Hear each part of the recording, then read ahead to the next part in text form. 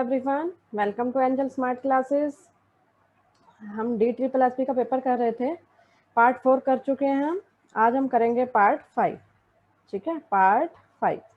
इससे पहले 4 part upload हो चुके हैं, जिसने नहीं देखे वो देख लेना। चलिए स्टार्ट करते हैं। फर्स्ट क्वेश्चन है, the market for raising short term funds is called. किसकी बात कर रहा है ये देखो, शॉर्ट टर्म फंड की बात कर रहा है। जो हमारी फाइनेंशियल मार्केट होती है वो 2 टाइप की होती है, मनी मार्केट और कैपिटल मार्केट।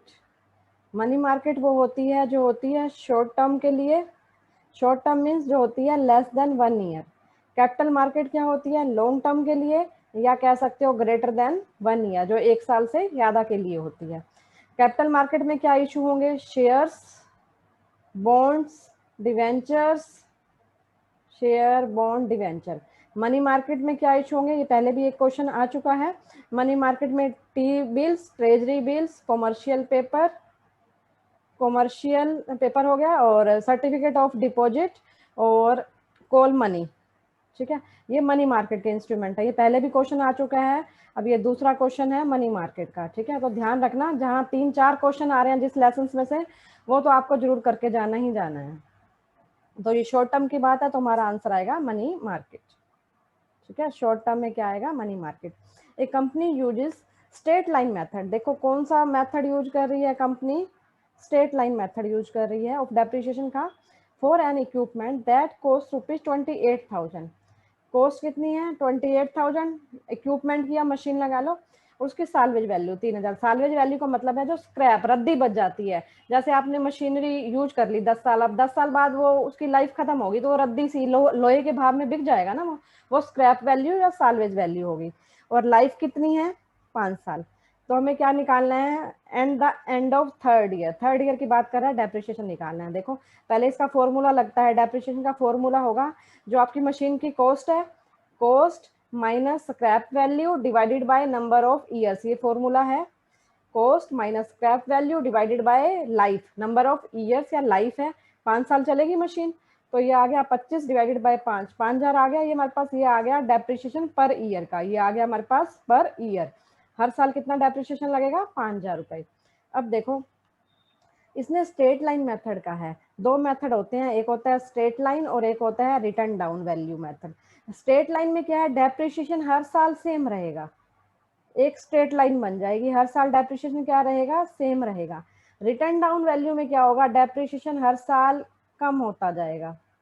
हर साल क्या होता जाएगा, डेप्रिसिएशन देखो कम होता जा रहा है यहाँ पे। ठीक है, पहले ज्यादा लगेगा, फिर कम, फिर कम, फिर कम, फिर और कम। ठीक है, अब स्ट्रेट लाइन में हर साल सेम रहेगा, तो हमें निकालने की जरूरत ही नहीं है। देखो 5,000 रुपये डेप्रिसिएशन 1 साल का है, 3 साल की बात करी इसने, 3 साल का डेप्रिसिएशन कितना हो गया, 1 साल का डेप्रिसिएशन 5,000 रुपये है, तो 3 साल का निकाल लेंगे, सीधा मल्टीप्लाई कर दो, 5 से 15, 15,000 आ गया। कॉस्ट कितनी है, 28,000, जिसमें से 15,000 तो हमारा डेप्रिसिएशन लग चुका। एंड ऑफ थर्ड ईयर की बात कर रहे हैं हम, तो हमारी अब मशीन कितने की रहेगी, 13,000 की रहेगी। ठीक है, 13,000। The rate of GP is 20% on sales, cost of goods sold is 1 lakh, amount of GP will be. देखो यहाँ ध्यान देना, जो जीपी दिया हुआ है ना, वो किस पे दिया हुआ है, सेल्स पे दिया हुआ है, बट यहाँ क्या दे रखी है, कॉस्ट दे रखी है। तो इस क्वेश्चन को 2 तरह से कर सकते हो। ठीक है, 2 तरह से कर सकते हो, कैसे, दोनों तरीके बता देती हूँ, कंसेप्ट भी और शॉर्टकट भी। ठीक है, कंसेप्ट भी और शॉर्टकट भी। कंसेप्ट देखो पहले, 20% ऑफ सेल्स, तो मानना सेल्स 100, सेल्स को अज्यूम कर लो 100 है, जीपी कितना हो गया, 20% है सेल्स का, सेल्स 100, तो इसका 20% ₹20 हो गया।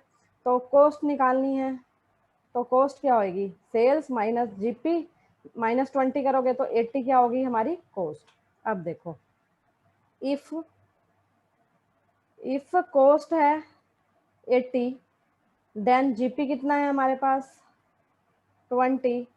इफ कॉस्ट कितनी है 1 लाख, कॉस्ट 1 लाख है, देन जीपी कितना आएगा, ये 20, ये डिवाइडेड बाय 80 इंटू 1 लाख। ठीक है, इसको काटोगे ये आ जाएगा 20, 4 पे कट गया, 4 25, तो 25,000 हमारा आंसर। ये तो है कंसेप्ट, जो क्या है थोड़ा टाइम कंज्यूमिंग है, तुम सीधा कर सकते हो इसको। देखो सेल्स का 20% है, ठीक है, सेल्स का 20% है, सेल्स ज़्यादा होएगी ना, अगर प्रॉफिट है तो कॉस्ट क्या होएगी, कम, सेल्स क्या होएगी, ज़्यादा, सेल्स ज़्यादा होएगी ना अगर प्रॉफिट है, क्योंकि प्रॉफिट बीच में ऐड हो जाएगा कॉस्ट में, तो सेल बनेगी, तो कॉस्ट होएगी हमारी कम, सेल्स होएगी ज़्यादा। अगर जीपी ये 20% सेल्स की बात कर रहा है, सेल्स का 20% है, तो कॉस्ट का ज़्यादा ही होगा 20 से, क्योंकि कॉस्ट कम है, तो ये हमेशा बनेगा 25, ये हमेशा यही रूल है, ये सेल्स का 20 देन कॉस्ट का कितना होगा 25, ये याद कर सकते हो, ठीक है, क्योंकि जब भी आप करोगे हमेशा ऐसे ही करोगे, ऐसे करोगे तो हमेशा यही आएगा 20/80, ये क्या हो गया 1/4 हो गया, मीन्स 25%, 1/4 या 25%, हमेशा यही आएगा। तो इसको बार बार सोल्व करने की बजाय याद ही रख लो, सेल्स का 20 है तो कॉस्ट का ज्यादा रहेगा, ठीक है, कॉस्ट का कितना हो जाएगा फिर 25, ठीक है, जैसे मर्जी कर लो, जैसे याद रहता है वैसे कर लेना। Which one of the following error is an error of principle, अब कौन सी एरर प्रिंसिपल की एरर है, देखो मेरे को एक बच्चे ने कमेंट भी किया था कि टॉपिक वगैरह भी बता देना। देखो जो ट्रायल बैलेंस की एरर है इसके 3-4 क्वेश्चन आए हुए हैं, इंटरनेशनल ट्रेड थ्योरीज है 3-4 क्वेश्चन आए हुए हैं इसके, ठीक है, इसके भी आए हुए हैं और इसके भी आए हुए हैं, और ये जो रेशो वाला चैप्टर है उसमें से भी 3-4 क्वेश्चन आए हुए हैं, ठीक है, रेशो वाले चैप्टर में से भी आए हुए हैं, रेशो का हो गया, इंटरनेशनल ये ट्रेड थ्योरी होगी, ट्रायल बैलेंस हो गया, और भी जिसमें से भी है, हाँ, मैं आगे लिखती जाऊंगी जो जो मुझे याद आते जाएंगे, ठीक है, तो ये चैप्टर आपने अच्छे से करने हैं। अब देखो एरर ऑफ प्रिंसिपल, इसको मैं डिटेल में करवा देती हूँ। देखो ट्रायल बैलेंस की एरर, अच्छा जिसने ये कंसेप्ट डिटेल में करना है तो मेरी कॉमर्स कंसेप्ट के नाम से प्लेलिस्ट है, उसमें मैंने ये चैप्टर डाला हुआ है, 40 से अबव ही होंगे, उसमें टॉपिक करवा रखे हैं जो मैंने, आप वहां से कर सकते हो, और बिल्कुल इजी लैंग्वेज में करवाए हुए हैं। ट्रायल बैलेंस के 4 टाइप की होगी, ओमिशन, प्रिंसिपल, कमीशन और कंपनसेटिंग। ओमिशन का मतलब होता है जो हिंदी मीडियम वाले हैं भूलना, प्रिंसिपल का मतलब है सैद्धांतिक, सैद्धांतिक त्रुटियां, ये भूल की त्रुटि, भूल आप 2 तरीके से सकते हो, पार्शियल एंट्री, पार्शियल भी भूल सकते हो आप, हाफ एंट्री करी और हाफ साइड तो कर दी, हाफ साइड भूल गए, या फिर कंप्लीट ओमिशन, कंप्लीट भी भूल गए, जैसे मैंने कर दिया, मैंने करा राम अकाउंट डेबिट, ठीक है, राम को डेबिट टू सेल्स कर दी, ठीक है, पार्शियल में क्या, मैंने राम के अकाउंट में तो 1000 दिखा दिए, ठीक है, पार्शियल में राम के अकाउंट में 1000 दिखा दिए, बट मैं सेल्स में 1000 दिखाना भूल गई, तो पार्शियल, कंप्लीट दोनों में ही नहीं दिखाई, ना तो राम के अकाउंट में पैसे डाले मैंने, ना सेल्स में डाले, ठीक है, तो वो होगी कंप्लीट ओमिशन। प्रिंसिपल, प्रिंसिपल का मतलब है कैपिटल को आपने रिवेन्यू मान लिया, कैपिटल को क्या मान लिया, रिवेन्यू, रिवेन्यू को क्या मान लिया, कैपिटल, ठीक है, रिवेन्यू को कैपिटल मान लिया, कैपिटल को रिवेन्यू। सिद्धांत की त्रुटि, प्रिंसिपल में सिद्धांत की त्रुटि कर दी, कैसे, देखो मैंने फर्नीचर लिया, लेकिन मैंने फर्नीचर को डेबिट करना था, ठीक है, डेबिट करूंगी फर्नीचर को मैं, फर्नीचर अकाउंट डेबिट, मैंने फर्नीचर लिया, एंट्री होनी चाहिए furniture account debit to cash, but मैंने क्या किया, फर्नीचर के बजाय मैंने क्या कर दिया, रिपेयर को डेबिट कर दिया, गलती से रिपेयर को डेबिट कर दिया, देखो, तो ये होगी, कैपिटल था, फर्नीचर कैपिटल है हमारी, कैपिटल को मैंने क्या मान लिया, रिपेयर, रिवेन्यू में डाल दिया, ठीक है, तो ये होती है प्रिंसिपल की एरर। कमीशन एरर मीन्स आपने कोई प्लस में गलती कर दी, कोई माइनस में गलती कर दी, कोई बैलेंस में निकालने में, जोड़ में, जमा में, घटा में, टोटल में गलती कर दी, या अकाउंट गलत कर दिया, राम के अकाउंट को डाल दिया, राम के अकाउंट में डालना था श्याम के अकाउंट में डाल दिया, श्याम के अकाउंट वाला राम के अकाउंट में डाल दिया, अकाउंट में कोई गलती कर दी, देखो ये अकाउंट में गलती हो रही है, ये कैपिटल और रिवेन्यू ये प्रिंसिपल की गलती है, ध्यान देना इसमें डिफरेंस, ठीक है, ये राम का श्याम में, श्याम का राम में, ए का बी में, बी का सी में डाल दिया, लेकिन ये जो प्रिंसिपल वाली है वो कौन सी है, वो कैपिटल, रिवेन्यू, रिवेन्यू और कैपिटल वाली मिस्टेक है, ठीक है, टोटल गलत हो गया, बैलेंसिंग गलत हो गया, ठीक है, 500 का अमाउंट करना था, आपने 5000 का अमाउंट कर दिया, ठीक है, 1500 कर दिया, 500 की बजाय 1500 कर दिया डेबिट क्रेडिट, तो ये सारी कमीशन एरर हो जाती है। उसके बाद है कंपनसेट, कंपनसेट करना, कंपनसेट मीन्स आपने एक गलती करी, एक गलती तो करी, साथ के साथ आपने दूसरी गलती कर दी, लेकिन जो दूसरी गलती करी उसने क्या कर दिया, पहली वाली गलती को ठीक कर दिया, तो अब गलती हुई नहीं, गलती तो है दोनों तरफ से, बट उसने कंपनसेट कर दिया। देखो समझो इसको, मैंने डेबिट करने थे 500 रुपए डेबिट करने थे, लेकिन मैंने क्या करा, ये मुझे डेबिट करने चाहिए थे, लेकिन मैंने गलती से कितने डेबिट कर दिए, 50 रुपए डेबिट कर दिए, करने 500 थे, कर क्या दिए, 50 डेबिट कर दिए, यानी कि 450 डेबिट क्या करे मैंने, 450 कम डेबिट किया, ये मेरी गलती होगी एक। फिर मैंने दूसरी गलती कर दी, अब दूसरी गलती क्या करी, मुझे करने थे 50 रुपए डेबिट, लेकिन मैंने गलती से कितने कर दिए, 500 डेबिट कर दिए गलती से, 50 डेबिट करे थे, गलती से 500 डेबिट कर दिए। अब मैंने क्या करा, 450 ज़्यादा डेबिट कर दिए। देखो यहाँ -450 था, यहाँ +450, तो बैलेंस क्या आ जाएगा, 0। यहाँ कम डेबिट किए हैं ज़्यादा, तो इफेक्ट क्या हो गया उस गलती का, 0 हो गया, नल हो गया। ये होती है हमारी कंपनसेटिंग एरर्स। अब क्वेश्चन देखो, क्वेश्चन में कह रहा है कौन सी प्रिंसिपल की एरर है। देखो, सेल्स ऑफ 200 रुपए एंटर्ड इन द बुक 2000, 200 को 2000 लिख दिया, कमीशन एरर।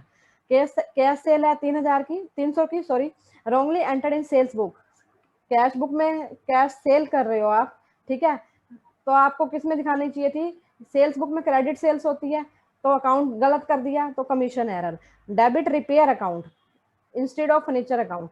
भाई फर्नीचर लिया आपने, फर्नीचर अकाउंट को डेबिट करना था, बट आपने रिपेयर अकाउंट को डेबिट कर दिया, ये प्रिंसिपल की एरर होगी। 3 answer. Which of the following refers to the purpose of process of getting detailed information about job.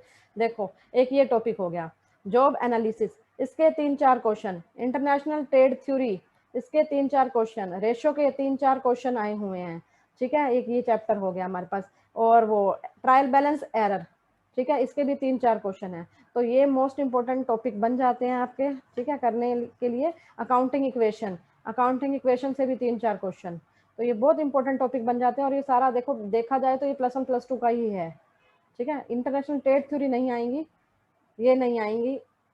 Job analysis भी 12th में थोड़ा सा मिलेगा, जॉब एनालिसिस भी ग्रेजुएशन में ही आता है, ये भी ग्रेजुएशन पोस्ट ग्रेजुएशन में है। बाकी ये रेशो वाला है, ये 12th में मिल जाएगा। और ट्रायल बैलेंस की 11th में मिल जाएगा। अकाउंटिंग इक्वेशन 11th में मिल जाएगा।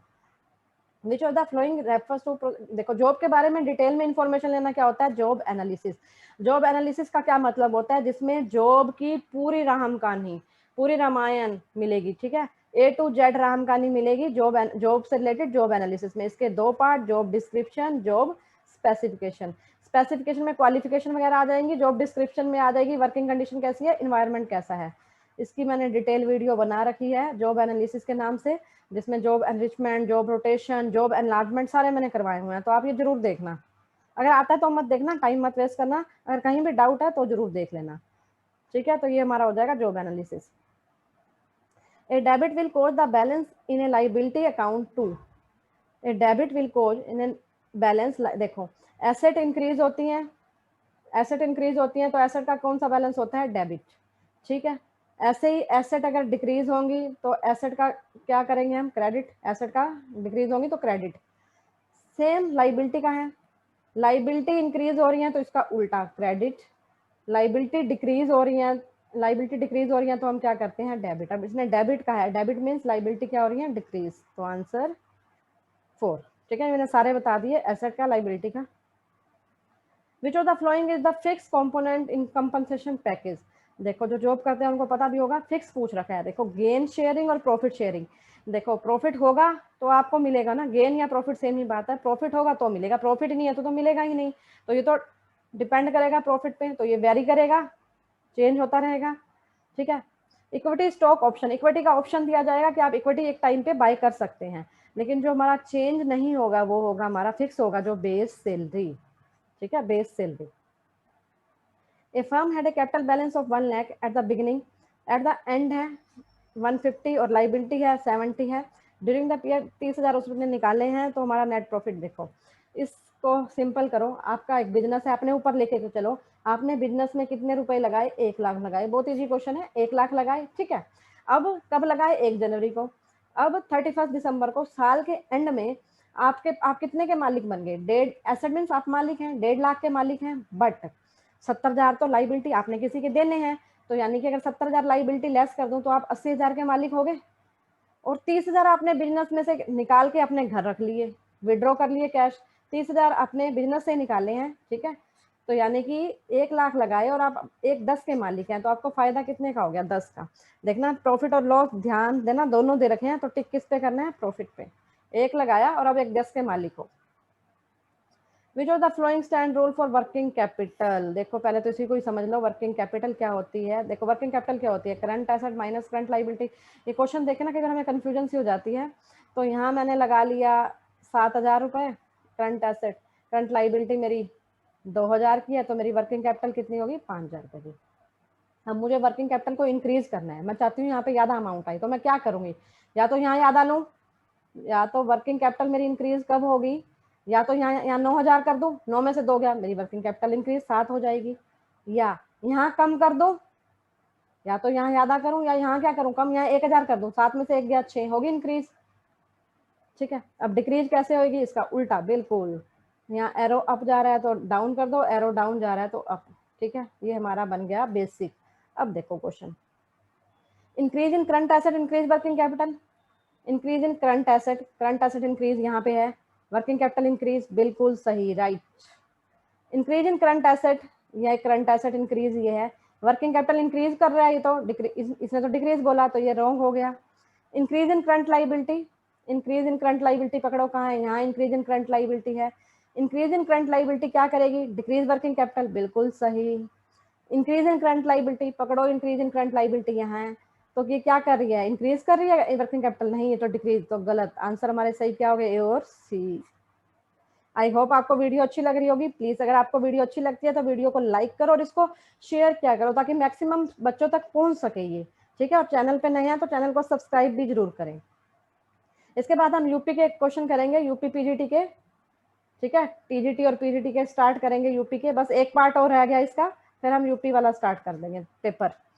N organisation has furniture for ₹90,000 cash, cash 10,000, furniture 90 का, डेटर इतने की, अदर एसेट इतने की, ओनर इक्विटी इतने की, लाइबिलिटी पूछा। देखो ये अकाउंटिंग इक्वेशन का ही क्वेश्चन है।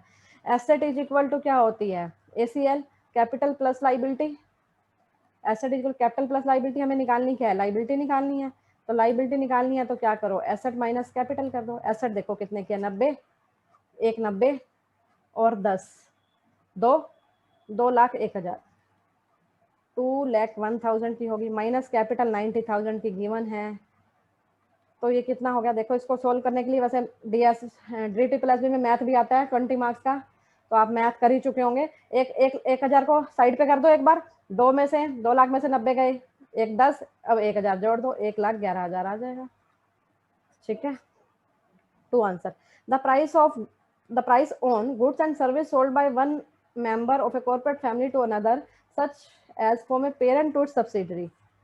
ठीक है, पेरेंट सब्सिडरी को भेज रहा है तो उसको क्या प्राइस कहते हैं, देखो एक्सपोर्ट प्राइस क्या होता है, जब आप सामान को सेल कर रहे हो, कहाँ, जापान में आपने बेचा, इंडिया से बाहर बेचा, चाहे कहीं भी भेजा, जापान यूएसए कहीं भी बेचा तो एक्सपोर्ट। इंपोर्ट जब आपने खरीदा, बाय किया, कहाँ से खरीदा, यूएसए से बाय किया, लंदन से बाय किया, कहीं से भी बाय किया, इंपोर्ट। अब रह गए 2, ट्रांसफर और आर्म लेंथ क्या होता है। ट्रांसफर प्राइस देखते हैं पहले क्या होता है। ट्रांसफर प्राइस में क्या होता है, एक डिपार्टमेंट से दूसरे डिपार्टमेंट में ट्रांसफर हो रहा है, या सब्सिडरी लगा लो। सब्सिडरी कंपनी वो होती है जिसके मोर देन 50% शेयर किसी दूसरी कंपनी ने ले रखे हो, जिस कंपनी ने ले रखे हो मोर देन, वो होती है पेरेंट कंपनी। ठीक है, इसके शेयर किसने ले रखे हैं, पेरेंट कंपनी ने, मोर देन 50%, 51% ले लिए, 52 ले लिए। ठीक है, तो ये होगी पेरेंट कंपनी। अब ये क्या बना रही है, टायर, ये क्या बना रही है, कार। अब इसको कार बनाने के लिए इसको क्या चाहिए, टायर चाहिए, तो ये टायर किससे लेगी, अपनी सब्सिडी से बाय कर रही है, तो जिस प्राइस पे ये इससे लेगी वो होता है ट्रांसफर प्राइस। एक डिपार्टमेंट दूसरे डिपार्टमेंट को अपना सामान बेच रहा है तो ट्रांसफर प्राइस पे बेचेगा, या एक सब्सिडरी अपने पेरेंट को बेच रही है तो वो किस पे बेचेगी, ट्रांसफर प्राइस पे। आंसर 2। अब आर्म लेंथ प्राइस क्या होता है, आर्म लेंथ प्राइस कुछ नहीं है, बायर और सेलर क्या है, जो डील कर रहे हैं भैया, ये ए बंदा ये बी बंदा दोनों डील कर रहे हैं, तो ऐसे डील करेंगे जैसे ये अनरिलेटेड पार्टी हो। तो बेशक ये एक दूसरे को जानते हो, बट अगर जानते हैं तो ये क्या कह रहे हैं, भाई कम करना पैसे, इतने क्यों ले रहा है, मैं तो तेरा जान पहचान वाला हूँ, तू मुझसे भी तो नहीं लेगा, तू तो दूसरों से भी इतना ही ले रहा है, तो ये चीज नहीं चलेगी। ये भी फ्री है, इसकी भी फ्री बार्गेनिंग पावर, इसकी भी फ्री, दोनों फ्री प्राइस, फ्री ट्रेड करेंगे जैसे अनरिलेटेड हो, जैसे एक दूसरे को नहीं जानते हो। ये है आर्म लेंथ प्राइस, जो डील होगी वो होगी आर्म लेंथ प्राइस पे। नेक्स्ट हमारा है a contra entry, a contra entry in the cash book would includes. देखो कॉन्ट्रा एंट्री वो एंट्री होती है जिसकी एक साथ टू टाइम्स एंट्री होगी, जिसकी एक ही बार में 2 बार एंट्री करेंगे। जैसे मैंने कैश क्या करवाया, डिपॉजिट करवाया बैंक में, कैश डिपॉजिट करवाया तो मेरे बिजनेस से कैश क्या हुआ, चला गया, बट मेरे बैंक में क्या हो गया, बैलेंस बढ़ गया ना, जमा करवाया तो एक ही बार में आपने कैश कम कर दिया और एक ही बार में बैंक में बढ़ा दिया, तो ये कॉन्ट्रा एंट्री होती है। आंसर टिक किया ही हुआ है कि कौन सी होएगी, ये वाली withdrawing cash from the bank, bank से आपने पैसा निकाला, जब भी दो एंट्री होंगी, एक तो बैंक से पैसा निकाला, आपके पास कैश आ गया, बैंक में क्या हो जाएगा, फिर कम हो जाएगा बैलेंस आपका। Which of the following factors is not an external influencing factor in wage and salary. देखो वेज को जो इम्पैक्ट करते हैं फैक्टर्स हैं वो दो हैं, एक तो है हमारा इंटरनल और एक है हमारा एक्सटर्नल। अब ये थोड़ा याद करना पड़ेगा, इंटरनल और एक्सटर्नल, वैसे तो याद नहीं है, अपने आप ही समझ लोगे तो हो जाएगा। इंटरनल मीन जो बिजनेस के अंदर का है, विद इन द बिजनेस, जिसपे बिजनेस का कंट्रोल है।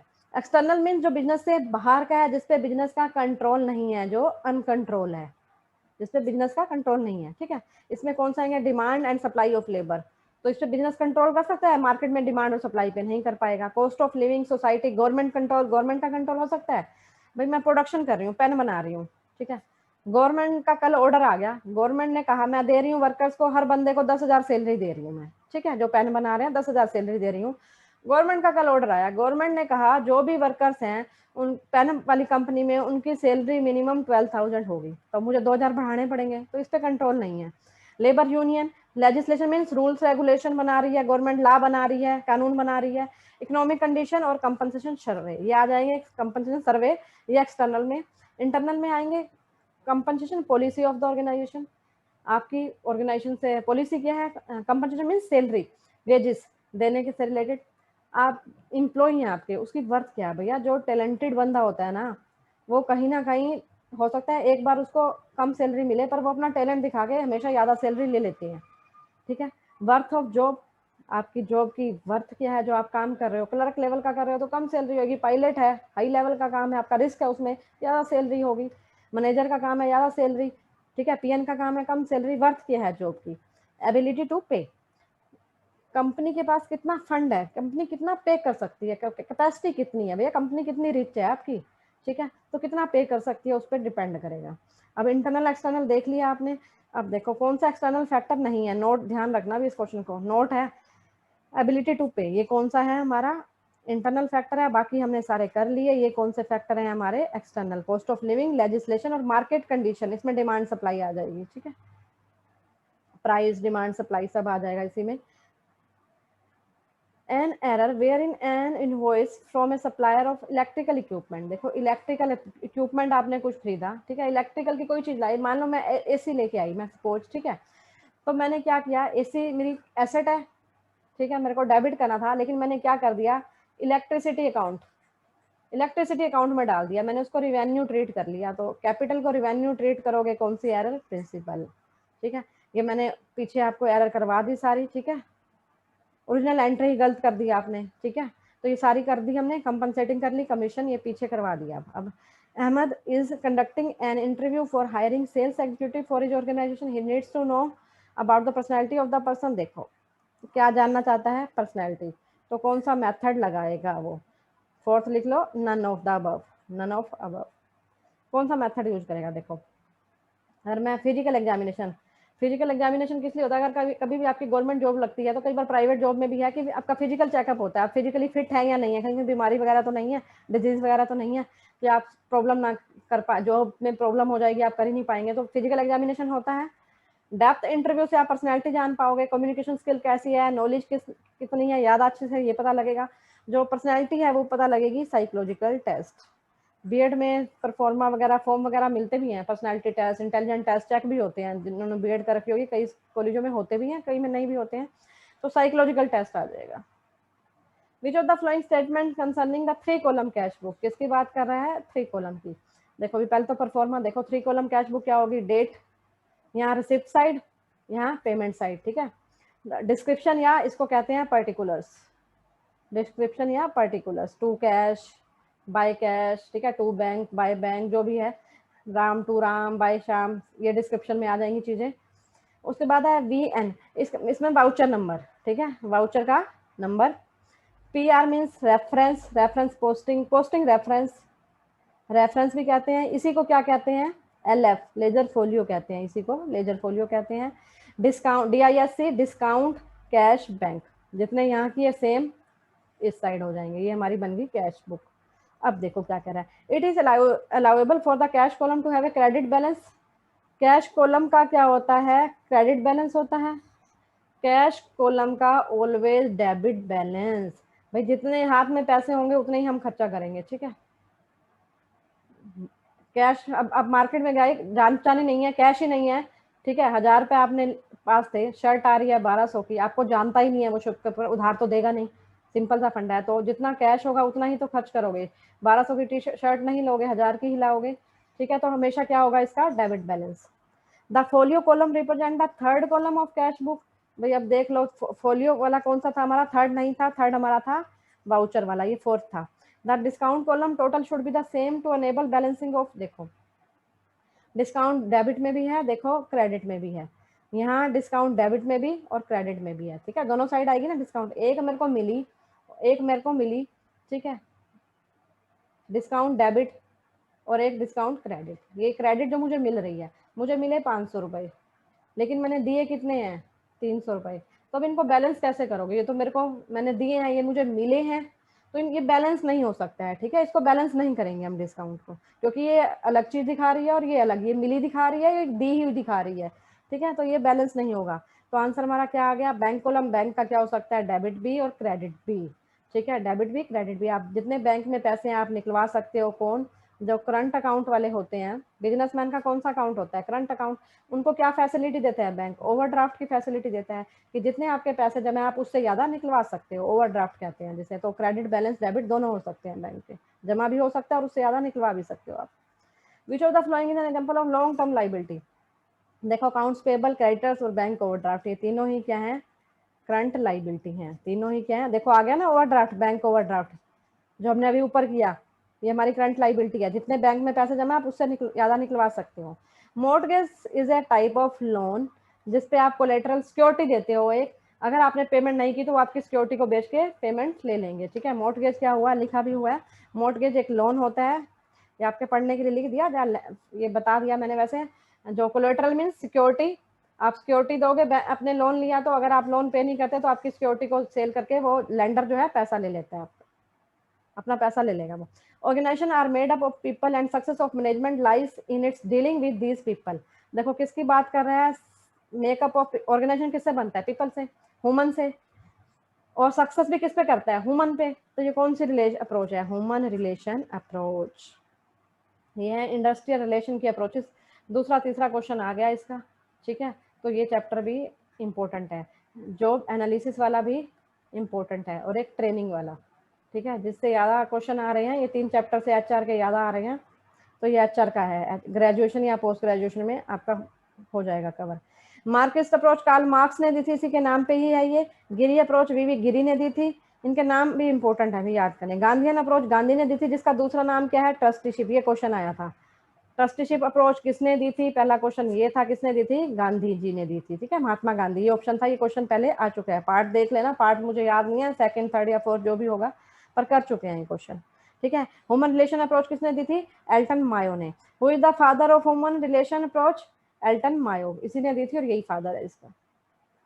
Ajay is a programmer for educational solution company working for past 5 years and has performed well, but since past few months his behavior include the following issues। देखो question देखने में डरावना लग रहा है बट है नहीं।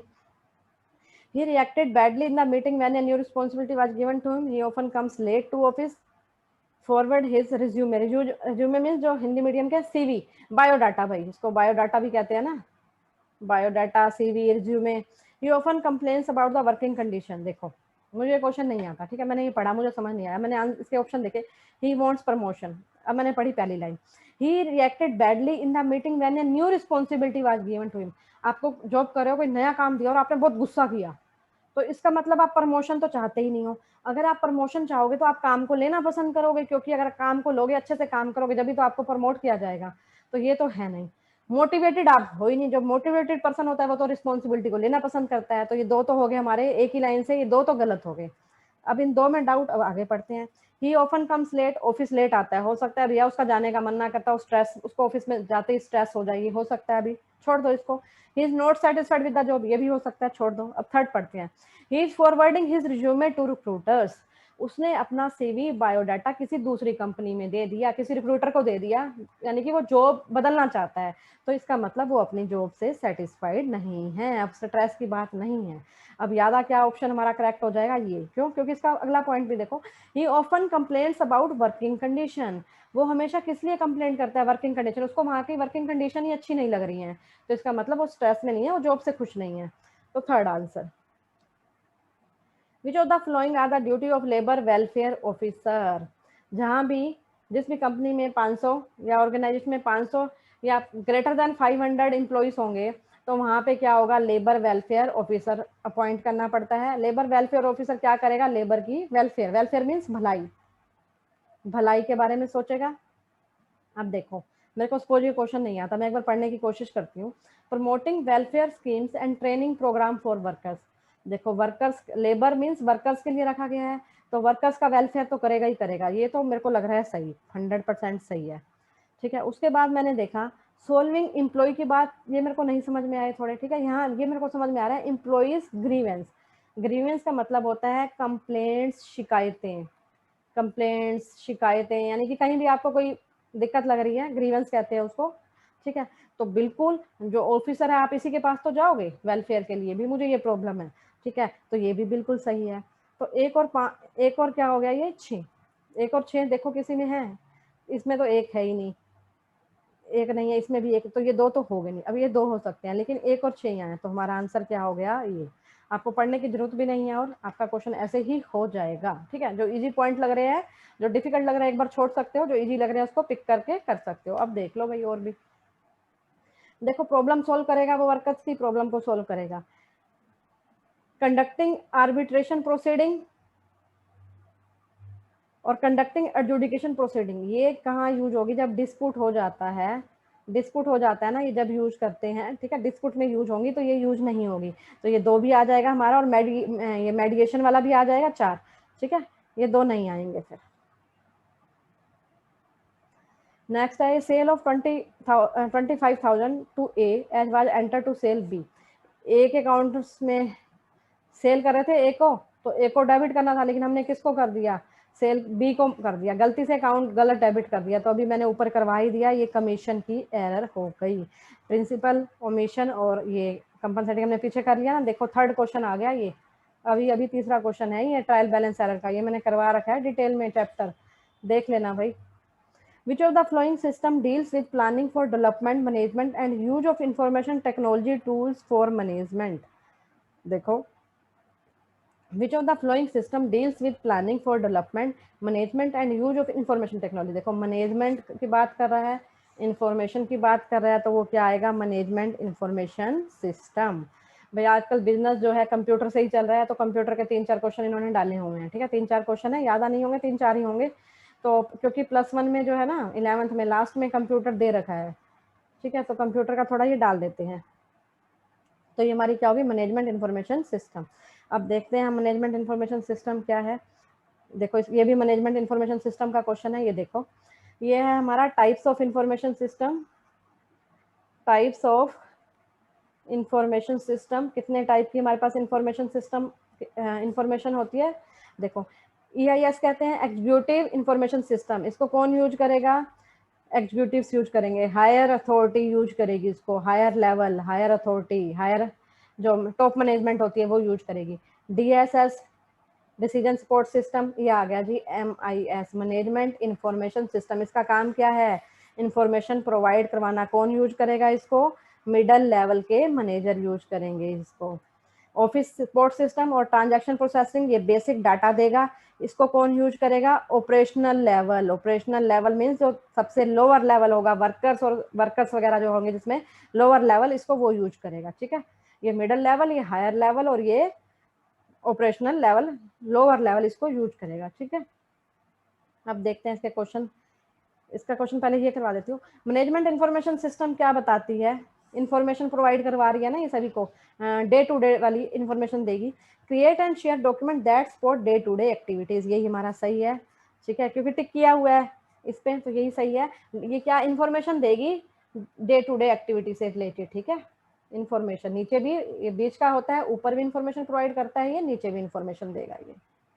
अब देखो जो और थे, what term is used to describe information coming into a computer that is in a bad form, ठीक है, इंफॉर्मेशन जो कंप्यूटर में है बैड फॉर्म में है, is incorrect and will improperly affect the decision making process. देखो आपके पास raw material ही क्या है, बिल्कुल लो क्वालिटी का है, रॉ मटेरियल बहुत घटिया यूज कर रहे हो, तो आपका आउटपुट भी क्या आएगा, इंफीरियर क्वालिटी का। भैया आपने रॉ मटेरियल ही गंदा लगाया, घटिया लगाया। देखो भी जो बिल्डिंग है, इस बेस्ट एग्जांपल हो इसका, बड़ी बड़ी बिल्डिंग्स बनती हैं, देखते हो वो सीमेंट वगैरह यूज ही नहीं करते, जिससे क्या हो जाता है, बिल्डिंग गिर जाती है, नई नई बिल्डिंग गिर जाती हैं, क्योंकि उनका रॉ मटेरियल ही अच्छा नहीं होगा, वो गिर जाती हैं जल्दी, ठीक है। तो अगर बैड चीज यूज करी, आउटपुट भी बैड, यही कह रहा है कंप्यूटर में अगर आप बैड यूज कर रहे हो तो आपका जो डिसीजन मेकिंग प्रोसेस है वो भी क्या है, बैड।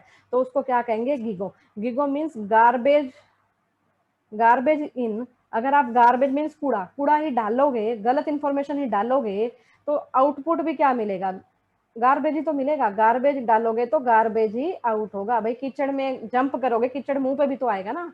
आप मड, मड मीन्स कीचड़ में जंप कर रहे हो तो वो मुंह पे भी तो आएगा। गार्बेज इन, गार्बेज आउट। मैन्युपुलेटेड मीन्स होता है हेर फेर, हिंदी मीनिंग है मैन्युपुलेटेड का हेर फेर। हेयर फेयर मीन्स आप डाटा को चेंज कर रहे हो, अपने अकॉर्डिंग जो चाहिए वो ले लोगे। टेंटेड का मतलब होता है हिंदी में दूषित, प्रदूषित या दूषित ऐसे कहते हैं इसको। मीन्स जो आपका डाटा है कहीं ना कहीं एरर है डाटा में, कहीं ना कहीं वो करेक्ट नहीं है। फोर्थ लिख लो, नन ऑफ द अबव। जहां भी रह गया fourth, none of the above कर देना। Which of the following needs of employees are addressed by human resource planning. देखो ह्यूमन रिसोर्स प्लानिंग जो जॉब एनालिसिस वाला है ना, उसके साथ साथ ये HRP, कई बुक में तो साथ ही है, ये कई बुक में अलग अलग चैप्टर दे रखे हैं, किसी में इकट्ठा ही दे रखा है, तो ये पूरा चैप्टर आपको करना पड़ेगा। Which of the following needs of address by human resource. देखो human resource planning, human resource की प्लानिंग कर रहे हो आप, कितने आपको आपके ऑर्गेनाइजेशन में बंदे काम कर रहे हैं, ठीक है, कितना आपके पास काम है, वर्कलोड देखोगे, ठीक है, वर्कलोड देखोगे कितना आपके पास काम है, कितने आपके पास बंदे हैं, कितने आपको और चाहिए, ठीक है, डिमांड सप्लाई सब मैच करोगे, वो आ जाता है HRP में। इससे हम क्या किस लिए यूज करते हैं, ये डेवलपमेंट के लिए। बाकी ऑप्शन ही देखो अलग अलग लग रहे हैं, फिजियो सोशोलॉजिकल, इकोनॉमिक है, सोशल है, तो ऑप्शन से भी ये हट रहा है, इसमें सीधा ही पता चल रहा है डेवलपमेंट। ये हमने कर लिया, ये कर लिया। Dash is specially tailored for the use of executive of an organisation to support. देखो भी अभी ऊपर हमने यही किया, एग्जीक्यूटिव किसको यूज करेंगे, इंफॉर्मेशन, एग्जीक्यूटिव इंफॉर्मेशन सिस्टम या सपोर्ट सिस्टम, इसको ESS।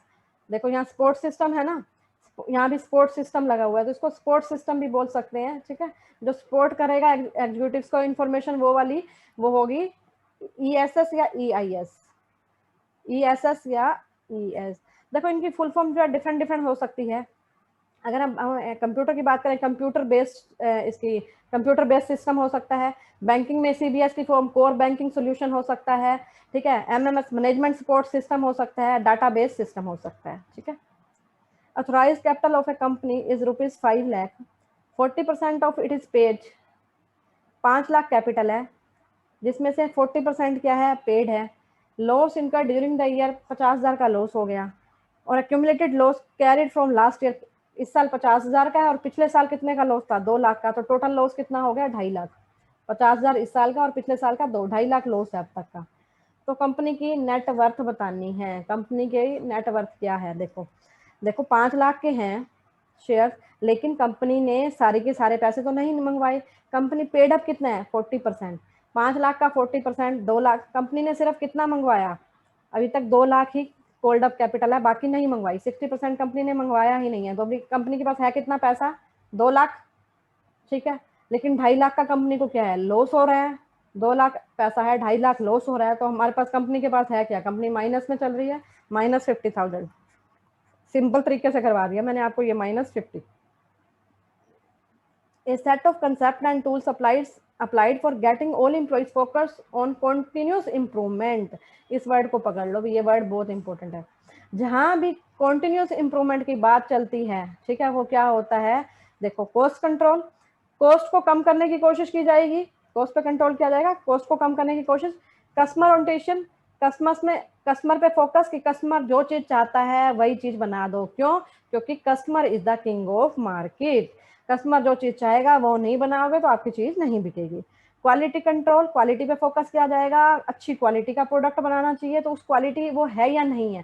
जैसे मैं प्रोडक्शन कर रही हूँ तो मैं चेक करूंगी, ठीक है, कि मेरी क्वालिटी सही आ रही है या नहीं आ रही, ठीक है। जो जिसमें डिफेक्ट है, मान लो मैं पेन बना रही हूँ और कोई पेन में निब में डिफेक्ट हो गया या किसी में डिफेक्ट है, तो वो रिजेक्ट कर दूंगी, क्वालिटी पे फोकस कर रही हूँ।